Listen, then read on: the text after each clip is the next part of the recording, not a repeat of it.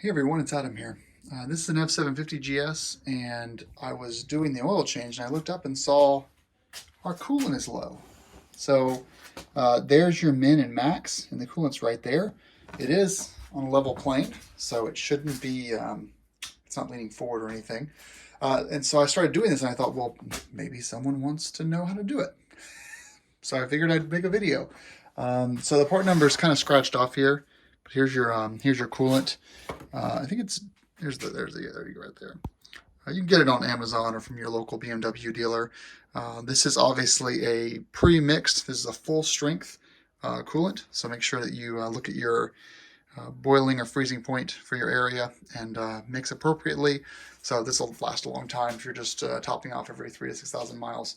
How do you remove this? Well, you're going to need a T25, and there's going to be 3 bolts you're going to remove. If you're like me and you have the Denali D7s installed up here with this mounting bracket, you're going to need a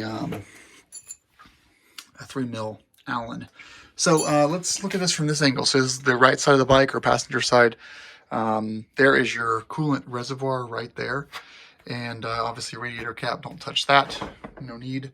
So the way we're going to do this, if you look at this, there's actually going to be the 3 screws. So we're going to come on the other side.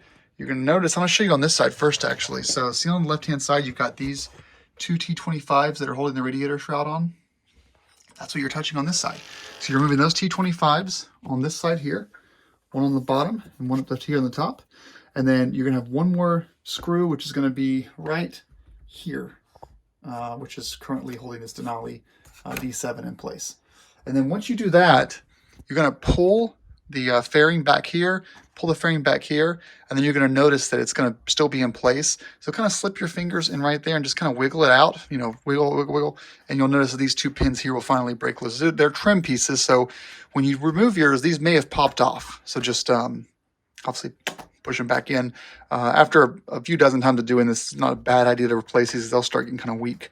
And then once you're done, then you can grab it here, grab your finger, and just pop that right off. It's on the string, so let that hang out. And then you want to get a little tiny funnel, like you're filling a flask, and take your mixed coolant. Again, 50-50 is probably a good rule of thumb. And pop it in there, and you want to get this between the min and the max on the reservoir tank right there. When we're done, well, let me go do that and I'll come back to you guys. I'll show you how to wrap it up. Okay, now that we have that done, you can see now we're just below that max. I'm not quite sure, just in the event that this bike's leaning a little bit more forward than I would like, I'm just keeping my my little bit of buffer there. So this is gonna go right in. You're gonna hear a nice pop. It's in, boom. And now with your fairing piece, you're going to orient these 2 clips right there, and we're just going to give it a nice push in place. And it's in. Now you should be lined up with everything you're going to need. So we're going to put that back in. So screw here, and then just like there, screw there, and then screw up there.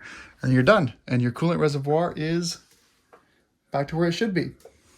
Thanks for watching, guys. Rock on.